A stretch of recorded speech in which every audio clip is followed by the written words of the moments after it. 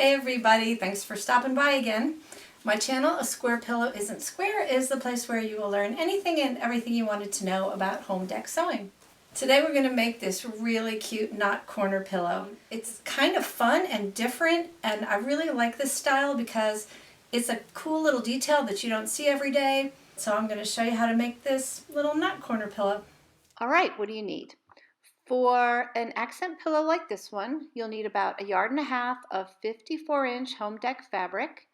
You'll need 6 yards of medium to large welt cord, and you'll need one pillow insert. I would say anywhere from an 18 to 22-inch pillow insert will work really well for this. What is a medium to large size welt cord? Well, this particular cord I'm using, as you can see, is about 3/8 of an inch wide, just under 1/2 an inch. This is the smallest size welt cord that I think looks good on this kind of pillow. And I'd say anywhere from 3/8 to maybe a 3/4 inch welt cord would look good. I think if you get any bigger than that, it's just going to be too much. So look for a 3/8 inch to 3/4 inch welt cord for this project.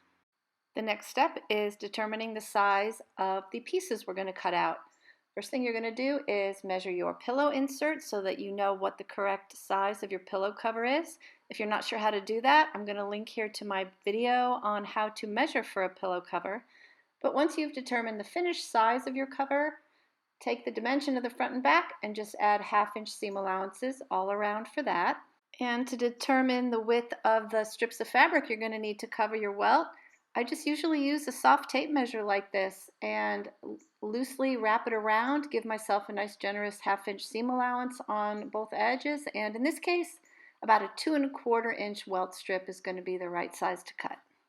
This is how I lay out my fabric cuts on my piece of fabric to use it most efficiently. So as you can see, I have 2 bias strips marked for my welt strips. I have my front and back of my pillow marked in chalk, and you can also see there's one other piece you're going to need, actually 4 other pieces you're going to need. I start out by just cutting these pieces the same length as your pillow cover. And then the width that they need to be is the width of your welt strips, which in this case is 2¼ inches. You're going to take that width and just add about another 1/4 inch. So these pieces are going to be 2½ inches wide, and the length and width of my cover. You can also see that I've made them directional. These are going to be going along the edges of the pillow. You've seen that I have marked a little T for top in chalk.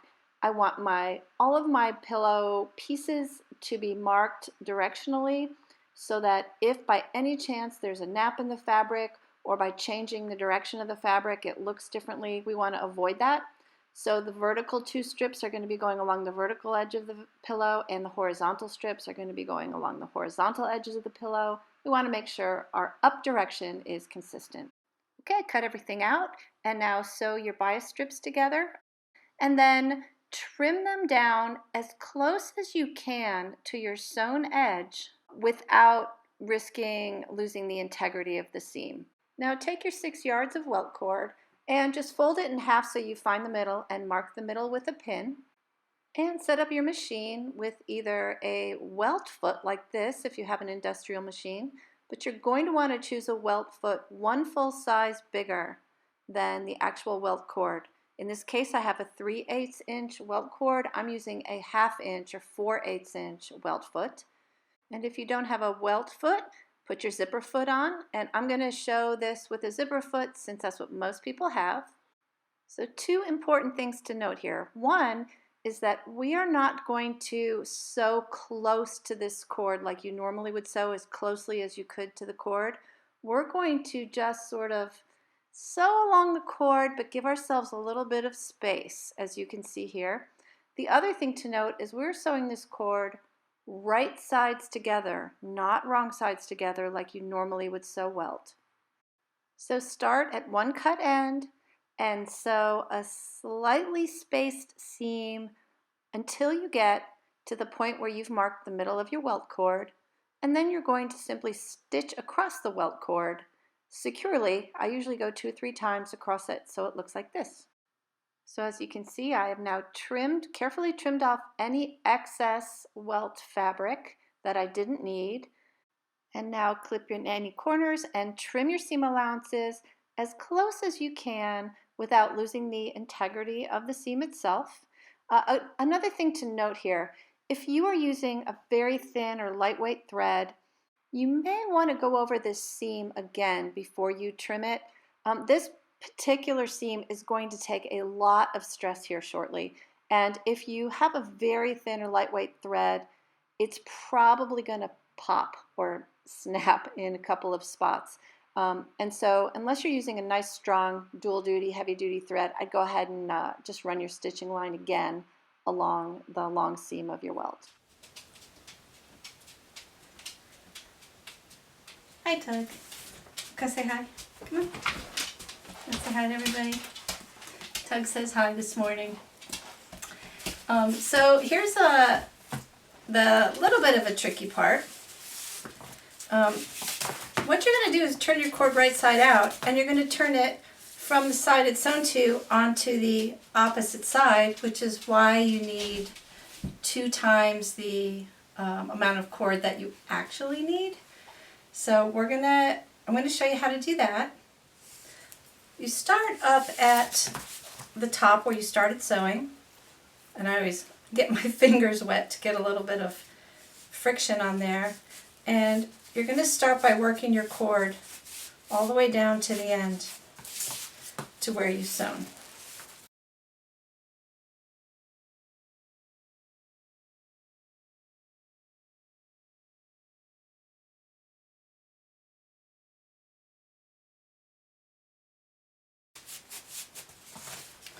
Okay, now when you get to the end, this is the hardest part of the whole thing, is starting it to turn back onto itself. So ease some of it down, and honestly, there's no shortcut here. You just have to be patient and get it over this initial hurdle of working it over the stitched end. And it's a little tricky. I mean, you're putting 2 layers of fabric onto itself, and you've got this seam allowance here. And this particular fabric I'm working with is an upholstery fabric, and the back is a little bit, I don't know, a little bit rubbery. So it certainly isn't sliding over itself very easily. But it just takes a few minutes, and then once you get it started, it's not so hard. Don't forget to spit. Spitting's important in sewing. Alright, I'm getting there. Just got to get through this. There we go. Once you get past that first hurdle, you can definitely feel it. And then it's a matter of just rolling it onto the other cord.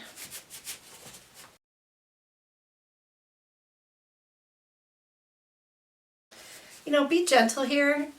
If you're rough, you can actually split your stitching. Your threads can break. And this is another reason you can see why it's important not to sew too tightly, because you definitely need some extra room to fit your seam allowances and your layer of fabric without popping your seams. So sometimes it takes a little practice to figure out exactly how tight to make this cord. If it's too loose, your finished cord's going to look a little bit sloppy, and if it's too tight, you're not going to be able to do this step. So it doesn't take long to figure it out.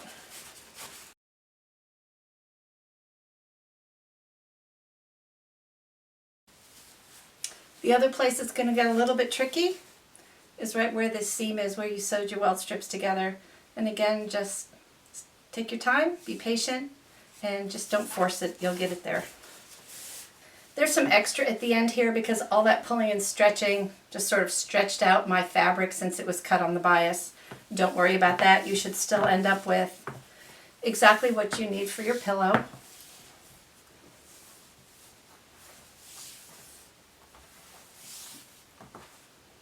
Three yards. All right. Now just cut this off. And cut this off. We're going to set that aside till we're ready for it. Now we're going to take those 4 strips of fabric that you cut, and for a smaller welt like this, trim these strips down an inch.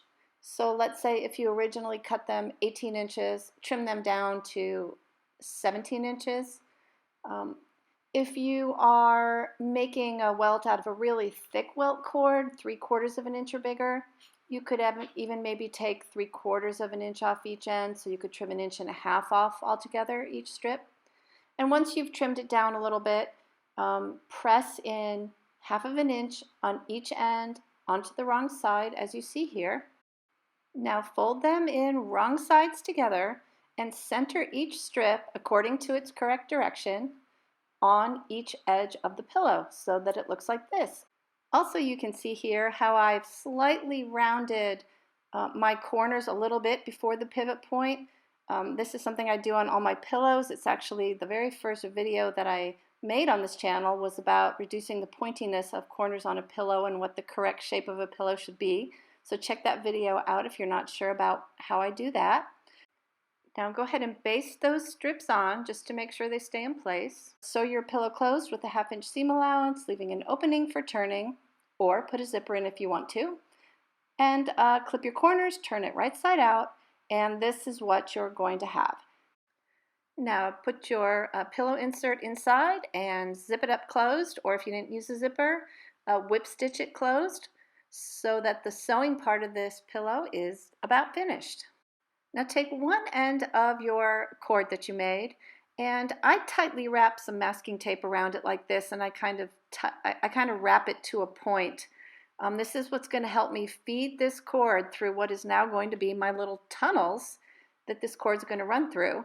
And I'll put a big safety pin on it and just start feeding it through the bottom end first, the bottom tunnel of your fabric. You just push it through like you're feeding elastic into a waistband.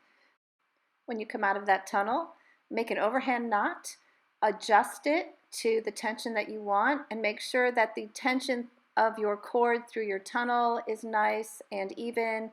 Nothing's tight or gathered up. You like the way that your knot looks. And once you have it the way you like it, just run it through the next tunnel and so forth until you've gotten all 3 corners done and you're at the bottom.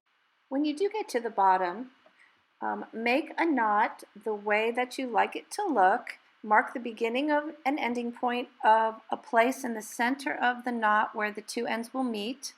And then I will push back the cord like this once I've made those marks in order to give myself a little bit more working room to tie the knot and sew the ends together. And it's a little tricky, but once you do it, it can look as good as this. And there you have it, a knot corner pillow. I want to just take 1 second to talk to you all about subscribing to YouTube channels. I understand that some people don't really know why it matters to subscribe, and if you're obligated to do anything or pay anything, you're not. It's just like being a friend on Facebook or a follower on Instagram. It just means that you'll be notified first if someone that you're interested in posts a new video.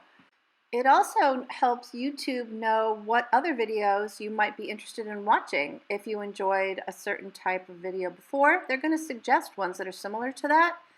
But importantly for us creators and makers, YouTube keeps track of all of the views and watch time and subscribers and all kinds of data on our channels.